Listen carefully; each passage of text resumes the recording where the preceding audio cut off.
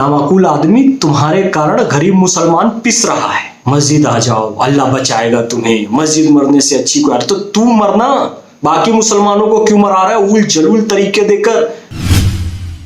देश में आखिरकार पिछले दिनों क्या हुआ? जमशेदपुर की घटना आपको याद होगी, नालंदा की घटना याद होगी, मेरठ की घटना याद होगी और भी तमाम जगहों से ऐसी बातें सामने आती रही। लेकिन अब एक राष्ट्रभक्त ने इन घटनाओं के बाद जो बातें कही, आज वो पूरा देश देखना चाहेगा, समझना चाहेगा।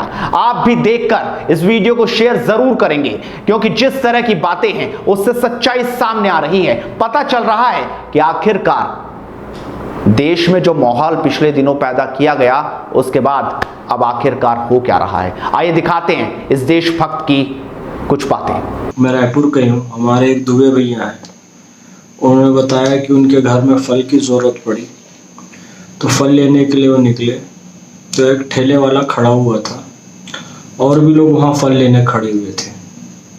जब वहाँ पहुँचे तो नज़ारा क्या देखते हैं कि भीड़ जो फल लेने खड़ी हुई थी, उन्होंने उससे उसका नाम पूछा, फल वाले का। फल वाले ने बताया असलम, और जैसे ही उसने नाम बताया, जितने भी ग्राहक वहाँ खड़े हुए थे फल लेने के लिए लोग, वो वहाँ से चले गए। दुबे भैया हमारे बताए कि वो दृश्य देखा, उस लड़के का चेहरा देखा असलम का, उनकी आंखों से आंसू आ गए। क्योंकि आप जानते हैं हिंदू जो होते हैं बहुत उदार होते हैं। जो लोग उसका नाम सुनकर चले गए वो भी हिंदू थे। आप ये सोचिए, वो हिंदू कौम जो दुनिया की सबसे उदार कौम है, उस हिंदू कौम के दिल पे इतनी नफरत कैसे भर गई कि वो मुसलमान नाम सुनते ही साथ फल लेने से भी इनकार कर रहे हैं। आज यहाँ से मुस्लिम विधायक, सांसद, पार्षद चुने जाते हैं, राष्ट्रपति बनते हैं, मुख्य न्यायाधीश बनते हैं, क्रिकेट टीम के कप्तान बनते हैं, फुटबॉल टीम के कप्तान बनते हैं। इतनी अच्छी डेमोक्रेसी, इतने सारे अवसर मुसलमानों के लिए केवल और केवल भारत में है, दुनिया के किसी और देश में नहीं है। मौलाना साद निजामुद्दीन मरकज में हजारों जमातियों के बाद देश में ऐसी खबरें आने लगी कि वो अलग अलग जगहों पर छिप गए। उन्होंने अपना पता नहीं बताया, कोरोना महामारी को छिपाया। नतीजा ये हुआ कि कोरोना फैलता चला गया। लेकिन मौलाना साद जो कतई भी चुप नहीं रहा, वो लगातार लोगों को बरगलाता रहा। कहीं वो कहता रहा कि कोरोना कुछ नहीं होता, मस्जिदों में रहने से कोरोना भाग जाएगा, अगर मरना ही है तो मस्जिदों में मर जाइए। और इसके बाद राष्ट्रभक्त ने, देशभक्त मुस्लिम ने जो बातें कही, वो आपको दिखाते हैं मौलाना साद को कैसे तगड़ा और करारा जवाब दे दिया। लेकिन मुसलमान ऐसी ऐसी हरकतें कर रहे हैं कि उनके दिल में नफरत बढ़ रही है। पहले तो बहुत सारे किस्से थे, सीए, एनआरसी, याकूब मेमन, भारत तेरे टुकड़े होंगे, पाकिस्तान, और तमाम तरह की नीच हरकतें। ये अकबरुद्दीन ओवैसी, असदुद्दीन ओवैसी, आजम खान ने जितनी अति करना था उतनी अति किया, और मुसलमान उस समय भी उनके खिलाफ कुछ नहीं बोले। और आज जबकि भयंकर महामारी कोरोना चल रही है, तो ये मौलाना साद जैसे लोग, ये मुसलमानों के प्रतिनिधि नहीं है। मैं बारंबार कह रहा हूँ, खुद भाग गया, फरार है, क्वारंटाइन में है, और एक आम गरीब मुसलमान जो फल का ठेला लगाता है, ये मौलाना साद के किए हुए काम का फल उस गरीब को भोगना पड़ रहा है। मौलाना साद, जहां कहीं भी हो गिरफ्तारी दो। हम अल्लाह और रसूल को मानते हैं, तुम जैसे लोगों को नहीं मानते। यजीद हो, इबलीस हो, बहुत नमाजी थे। शिम्र की बहुत बड़ी बड़ी दाढ़ी थी, जिसने अल्लाह अकबर कहकर इमाम हुसैन के शरीर को कत्ल किया था, सिर धड़ से अलग कर दिया था। तो ये दाढ़ी, टोपी, नमक, इससे इंप्रेस मत। तुम्हारा किरदार कैसा है? तुम्हारा किरदार शैतान इबलीस की तरह है।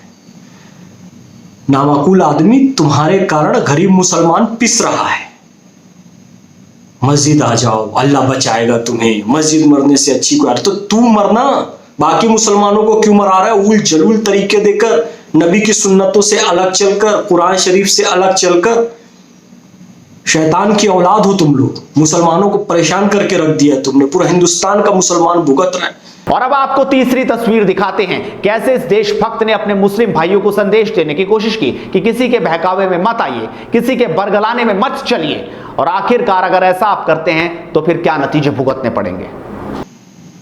और तुम लोग जो तर्क कुतर्क वाली पोस्ट डाल रहे हो ना कि हिंदू वो कर रहा है, वहां वो हुआ, यहाँ ये हुआ, अपने नजदीकी मित्रों को भी तुम लोग खो रहे हो। सिर्फ और सिर्फ इंदौर की घटना की मजम्मत करो, मुरादाबाद की घटना की मजम्मत करो, मौलाना साद को बाहर आने बोलो और ये तबलीगी जमातियों को इनके खिलाफ बोलो जिन लोगों ने पूरा कोरोना फैलाया है। तब मुसलमान बच सकता है। नहीं मिलेगा तुमको किराए से मकान, कहीं नहीं खरीदेगा तुमसे कोई सामान, नहीं तुम्हारे यहाँ कोई पंचर बनाने आएगा, नहीं तुम्हारी दुकानों में कोई आएगा, नहीं तुमको इलेक्ट्रिशियन के लिए बुलाएंगे इलेक्ट्रिक ठीक कर, नहीं तुम्हारे यहाँ कोई बाल कटाने आएगा, कोई ओला उबर मुस्लिम ड्राइवर नाम देख के नहीं बैठेंगे। ये घटनाएं बढ़ने वाली हैं।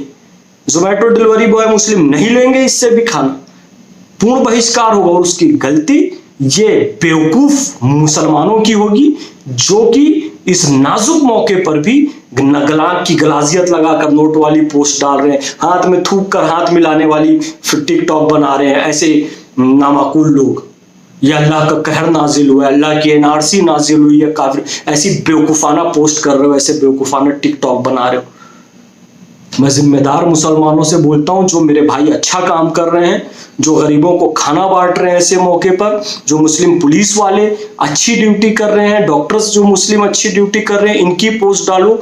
जो मुसलमान हिंदू भाइयों का अंतिम संस्कार कर रहे हैं, जो खबरें आ रही, इनकी पोस्ट डालो। ये तबलीगियों को, ये इंदौर के और मुरादाबाद के जो शैतान जिन लोगों ने डॉक्टर्स पे हमला किया है, उनके समर्थन में, उनके बचाव में पोस्ट मत डालो, नहीं तो तुम कहीं के नहीं रहोगे। अल्लाह भी उनको बचाता है जो खुद बचना चाहते हैं, जो खुद सिराते मुस्तकीम पर चलते हैं।